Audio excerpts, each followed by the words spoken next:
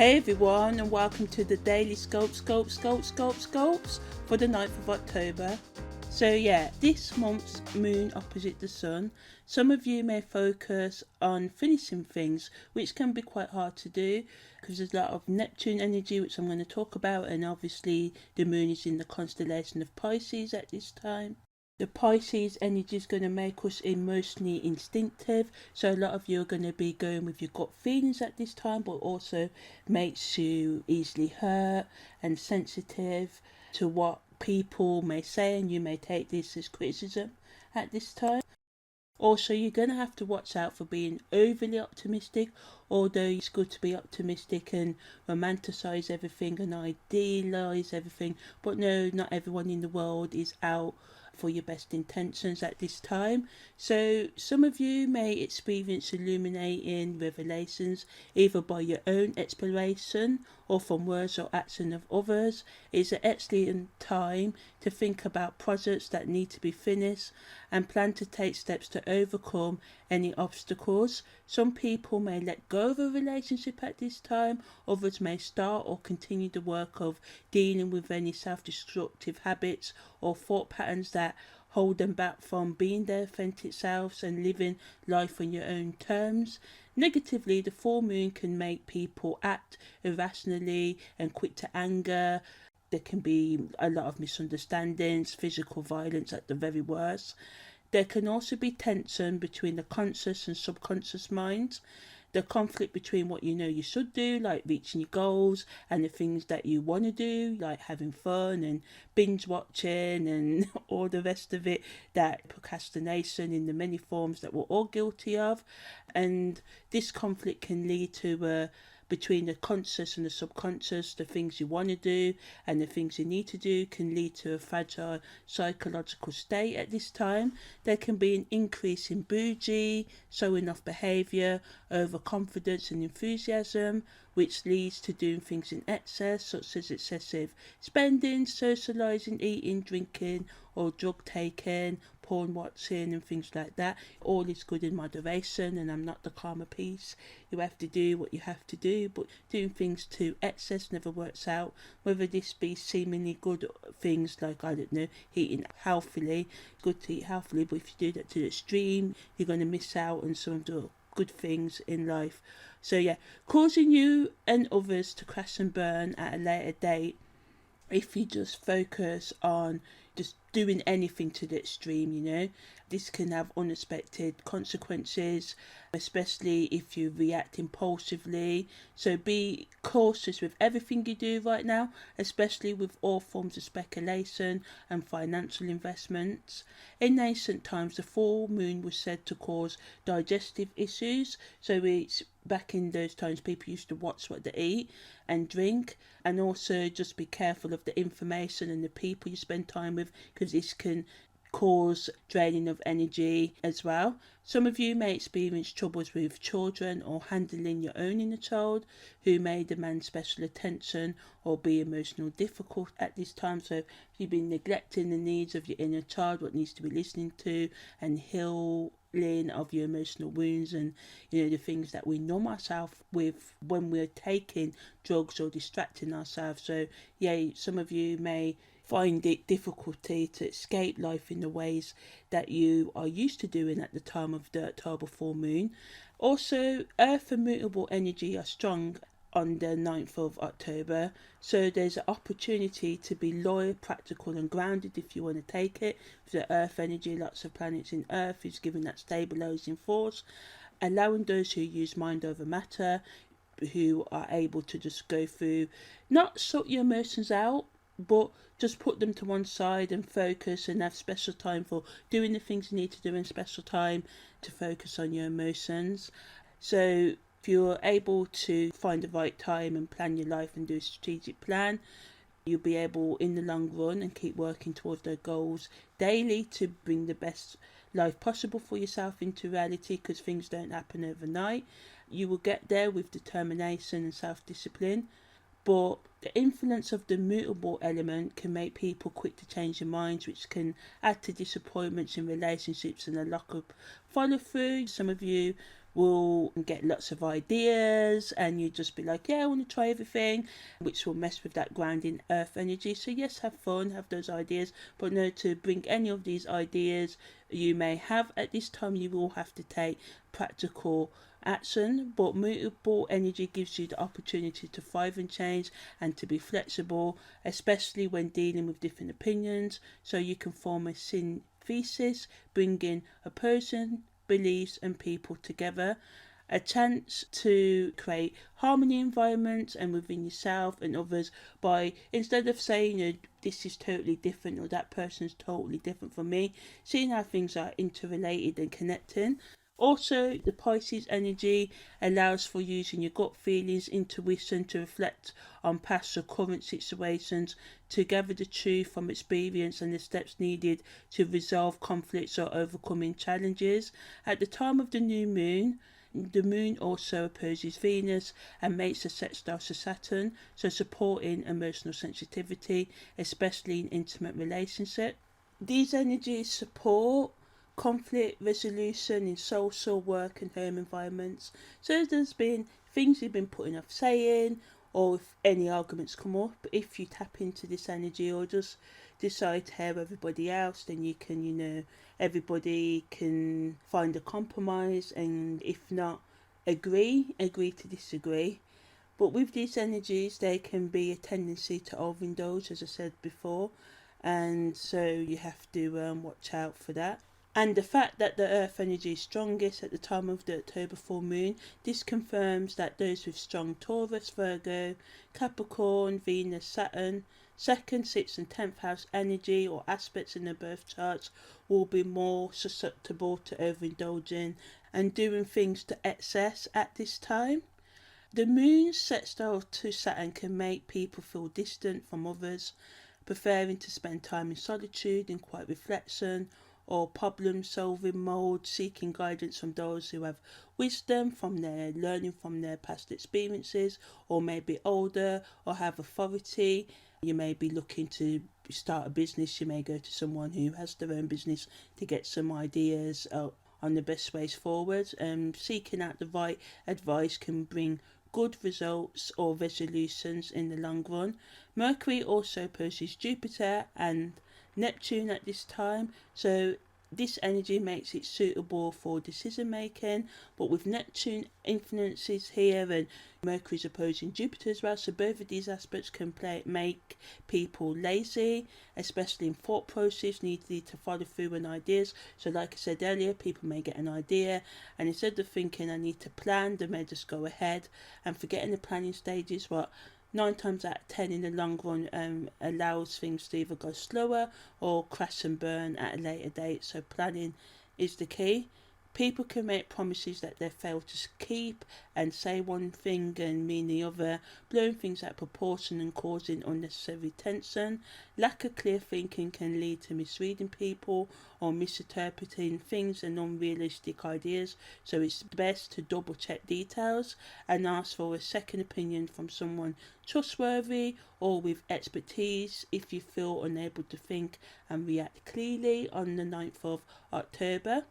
Also at the time of the new moon, there's an ongoing conjunction that the sun's making with Venus, and it's starting to approach its strongest union. It's not going to be exact until the 16th of October, something like that, but the starting of this conjunction allows for an abundance of love and affection that can be used to forgive other people's faults and even your own and get through the hard times with the cost of living crisis in the UK, and there's a lot of global unrest. This energy can just provide that grounding support to be like, times are tough but I'm going to get through it.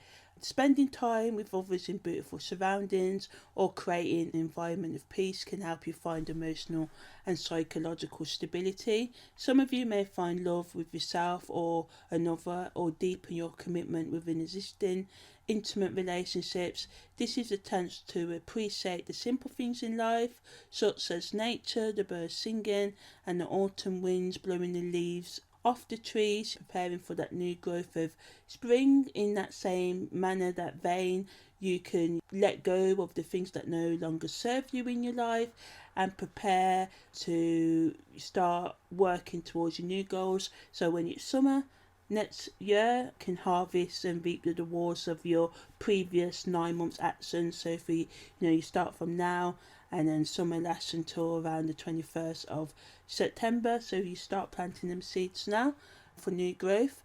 The sun's conjunction to Venus lasts until the 1st of November and supports all sorts of creative appreciation and execution. So you've got about a solid month to tap into that positive, uplifting energy that allows you to rethink your inner values and the things that you want to achieve out of your life.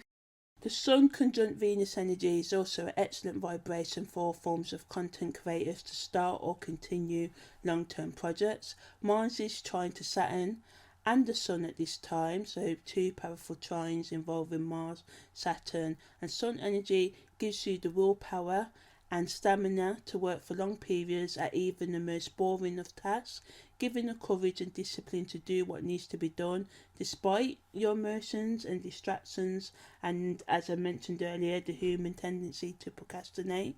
If you want to make bold changes in your life, now is the time to start.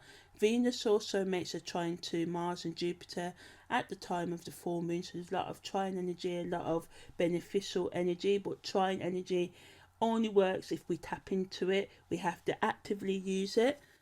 So yeah, all these trines support all forms of socializing, thrill-seeking, artistic expression and spontaneous actions, while thought out risk-taking can bring great rewards in the long run. Just remember, for most of you, these things are not going to come overnight, but if you're willing to work at it and readjusting as external factors or internal factors slow you down, making new plans and updating your plans, you will get to your end goals eventually. Jupiter's influence gives you a chance to make influential connections that can help you with your problems or career progression at this time.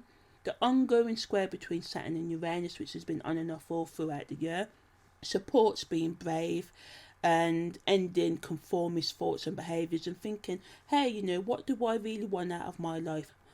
Breaking down and letting go of traditional and old ways of doing things to bring in a new way of life. And this is not saying forget tradition, because things like you must work hard and have discipline to achieve your goals never going to go out of fashion. But when people say, oh, you was born into this class and you'll always stay there, or this ain't for people like us, statements like that, they're outdated. If you're willing to work hard, you may not get the 10 billion you want, but you could get that million. So hey, keep on moving towards those goals. This energy of Saturn and Uranus square can make people speak their minds more, even those who are normally shy or unconfrontational. Rebellious behaviour can be increased as people do all they can to survive. So watch out for those who may lie to get what they want or what they feel they need to overcome their life obstacles, but may leave you with challenges because they may take money or other resources you need deceptively. So watch out for the scam texts that go around like, hey, text us to get £5,000 tax rebate and all of that. Watch out for those. Impulsivity can cause accidents, and random acts of violence or other actions can have long-lasting consequences or repercussions. Nevertheless, the Mars square to Neptune can weaken the will to resolve your problems, making some people turn to intoxicating substances or people to distract themselves from reality. However, Jupiter's conjunction with Neptune supports Mars' trine to the Sun, Venus and Saturn, showing that with strength and willpower you can stay focused on the practical execution of your goals and remove any obstacles you face in reaching them. If you are prepared to take the daily steps and practice to improve your innate talents and develop the skills necessary to make your dreams a reality, in that case you will reach them in time, as I said repeatedly. All forms of spiritual study or commitment are favoured under this influence. Pluto also makes a trine to Mercury, so this supports transformation and delving deep into your traumas so that you can heal them. and understand them, manage them, and move forward in your life. If you want to get to the bottom of anything this full moon, this Pluto Trine Mercury energy support, this aspect gives the power to overcome all those oppositions, and we've got a lot of trines going on as well. So Mercury trine Pluto gives you the chance for sharp thinking and judgment, supporting critical analysis and the ability to persuade others. This is suitable energy for content creation, writing, public speaking, selling and marketing. At the time of this new moon, the Sun opposed the Moon. The Sun is in the 23rd degree of Virgo, and the tagline for this degree is a lion tamer rushes fearlessly into the circus arena. So it kind of speaks for itself. So this basically gives the chance to tame and manage all aspects of your personality or any destructive situation that you're currently in or may get in, especially giving you the energy to deal with any self-destructive tendencies and any need for instant gratification and getting pleasure at all costs and overindulging in drink, drugs or alcohol or porn or anything else you're addicted to. This energy gives you the chance to just be like, I need to cut this out, and you're not going to break these habits overnight, but you can seek out help to do so. According to Dame Woodhull, who was the great seed person, man and proficient astrology of the 20th century, explains the true aristocrat royalty is an individual who is in complete control of their spiritual, vital, physical and emotional energies at any given time, and this energy supports that, and this involves overcoming pride and self-mastery. This aspect clearly backs up that those who want to and are prepared to control their animal nature, impulsivity and procrastination tendencies, and stay on the path of their lifelong personal development can eventually succeed with decisiveness, backbone, patience and persistence. So yeah, backbone in England, we say that just means someone who has resilience and will keep on going despite any obstacles that they face.